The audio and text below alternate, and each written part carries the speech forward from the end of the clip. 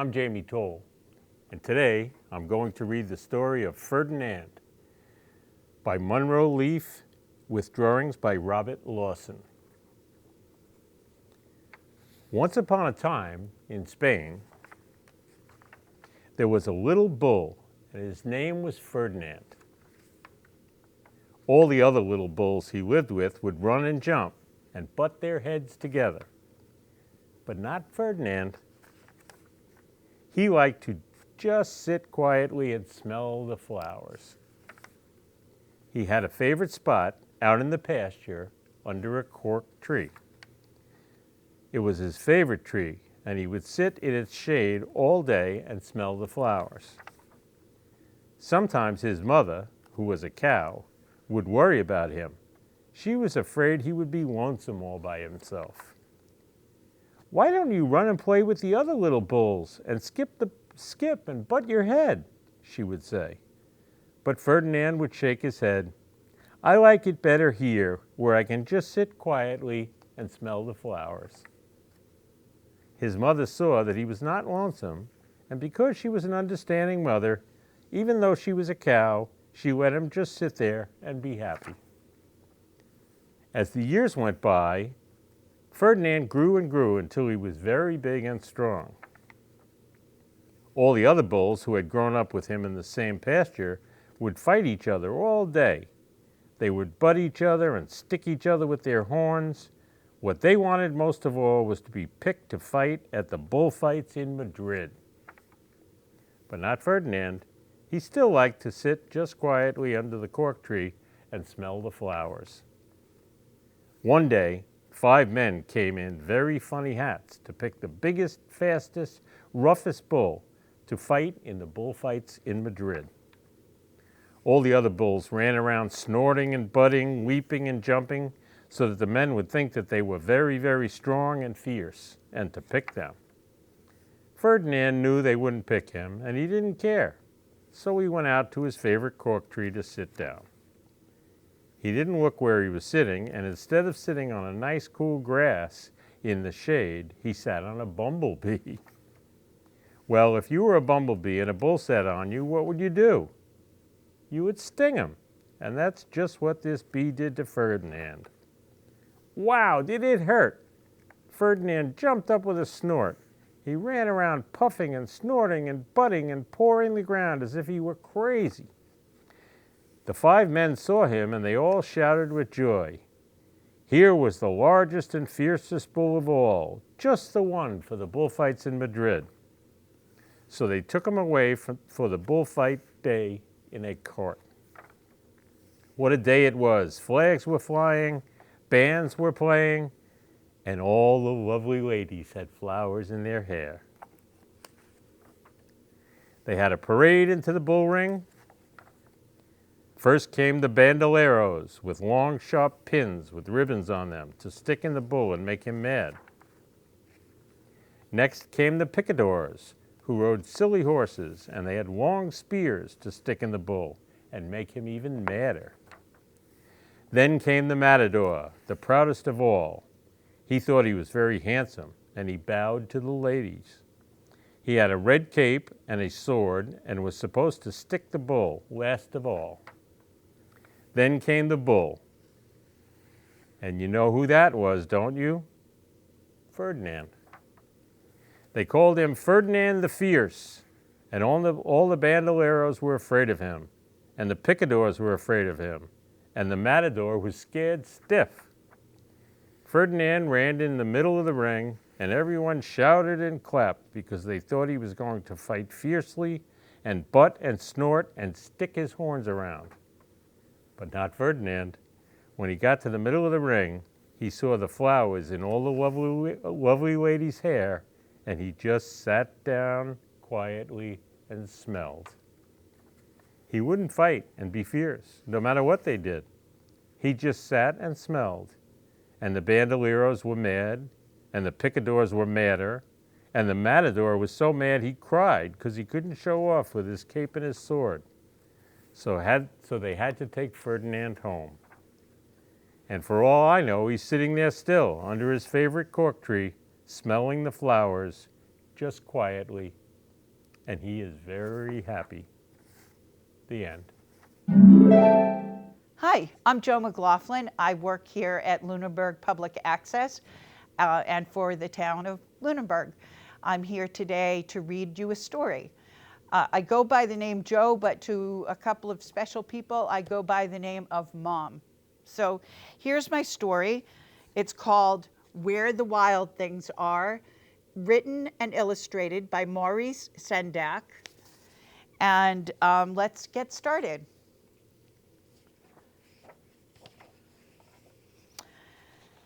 The night Max wore his wolf suit and made mischief of one kind and another.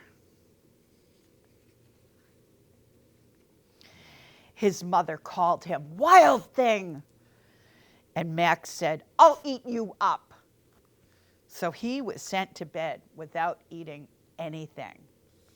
Sounds like Max got in a little bit of trouble.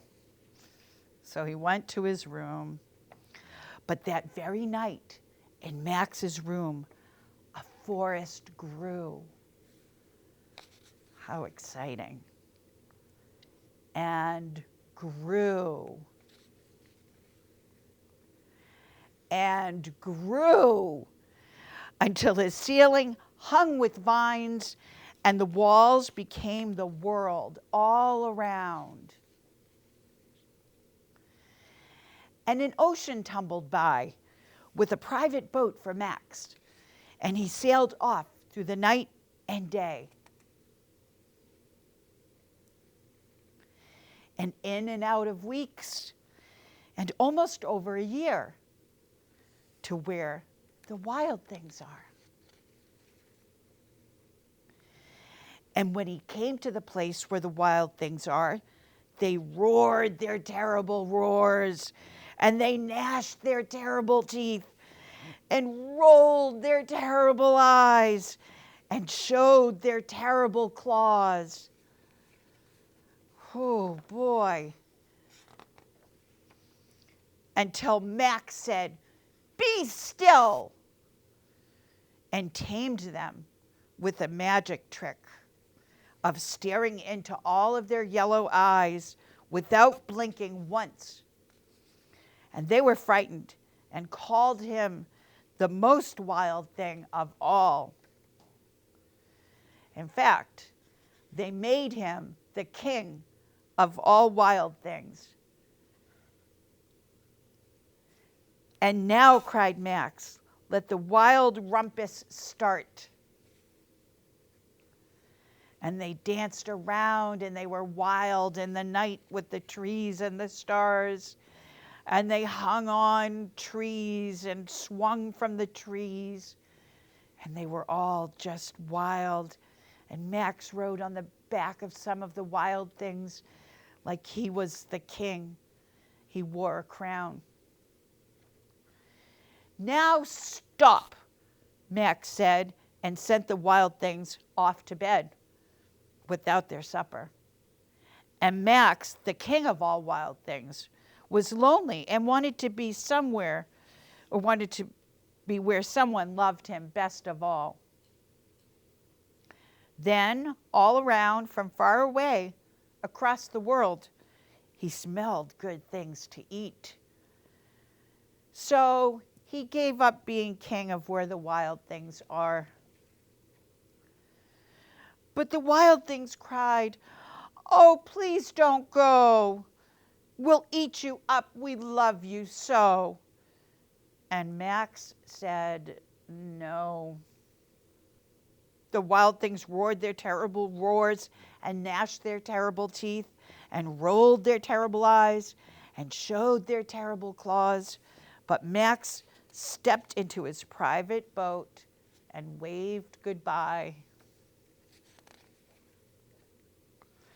and sailed back over a year, and in and out of weeks, and through a day in his little red boat, and into the night of his very own room, where he found his supper waiting for him.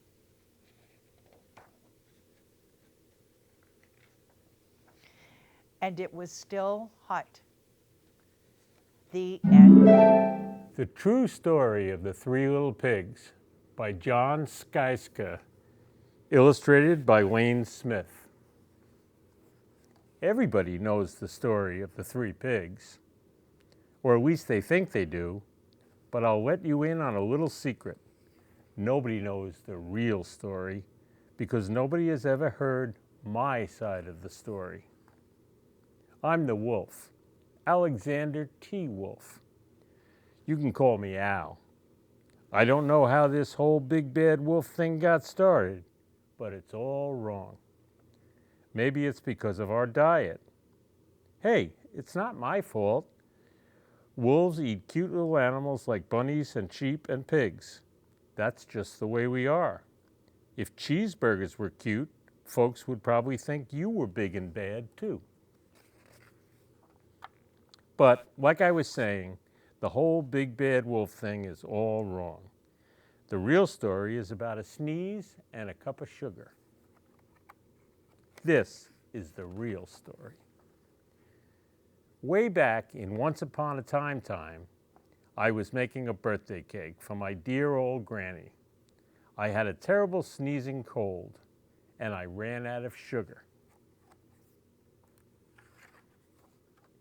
So I walked down the street to ask my neighbor for a cup of sugar. Now this neighbor was a pig, and he wasn't too bright either. He had built his whole house out of straw. Can you believe it? I mean, who in his right mind would build a house out of straw? So, of course, the minute I knocked on the door, it fell right in. I didn't want to just walk into someone else's house, so I called, little pig, are you in? No answer. I was just about to go home without the cup of sugar for my dear old granny's birthday cake. That's when my nose started to itch. I felt a sneeze coming on. Well, I huffed and I snuffed and I sneezed a great sneeze. And you know what? The whole darn straw house fell down. And right in the middle of the pile of straw was the first little pig, dead as a doornail. He had been home the whole time. It seemed like a shame to leave a perfectly good ham dinner lying there in the straw, so I ate it up. Think of it as a big cheeseburger, just lying there. I was feeling a little better, but I still didn't have my cup of sugar, so I went to the next neighbor's house. This neighbor was the first little pig's brother. He was a little smarter, but not much. He had built his house of sticks. I rang on the bell of the stick house, and nobody answered. I called, Mr. Pig, are you in? He yelled back, go away, wolf, you can't come in.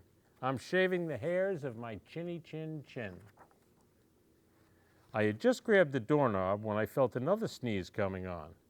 I huffed and I snuffed, and I tried to cover my mouth, but I sneezed a great sneeze. And you're not going to believe it, but this guy's house fell down just like his brother's. When the dust cleared, there was a second little pig, dead as a doornail. Wolf's honor. Now, you know, food will spoil if you just leave it out in the open. So I did the only thing there was to do. I had dinner again. Think of it as a second helping. I was getting awfully full, but my cold was feeling a little better. And I still didn't have that cup of sugar for my dear old granny's birthday cake. So I went to the next house. This guy was the first and second little pig's brother. He must have been the brains of the family. He had built his house of bricks. I knocked on the brick house, no answer. I called, Mr. Pig, are you in? And do you know what that rude little porker answered? Get out of here, wolf. Don't bother me again. Talk about impolite. He probably had a whole sack full of sugar, and he wouldn't give me even one little cup for my dear old sweet granny's birthday cake. What a pig. I was just about to go home and maybe make a nice birthday card instead of a cake when I felt my cold coming on. I huffed and I snuffed and I sneezed once again. Then the third little pig yelled, "And your old granny can sit on a pin." Now, I'm usually a pretty calm fellow, but when somebody talks about my granny like that, I go a little crazy. When the cops drove up, of course I was trying to break down this pig's door, and the whole time I was huffing and puffing and sneezing and making a real scene. The news reporters found out about the 2 pigs I had for dinner. They figured a sick guy going to borrow a cup of sugar didn't sound very exciting, so they jazzed up the story with all of that huff and puff and boil your house down, and they made me the big bad wolf. That's it, the real story. I was framed. But maybe you could loan me a cup of sugar. The end.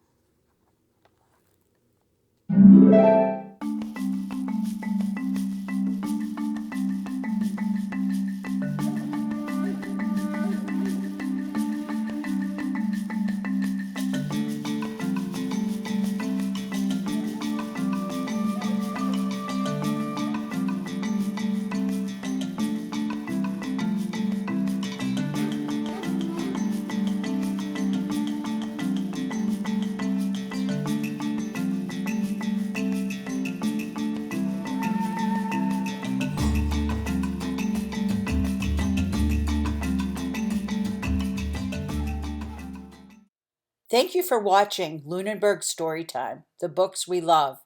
If you'd like to get involved and become a reader, we'd love to have you come into our studio and read a book that you love. Our contact information is lunenburgaccess@gmail.com.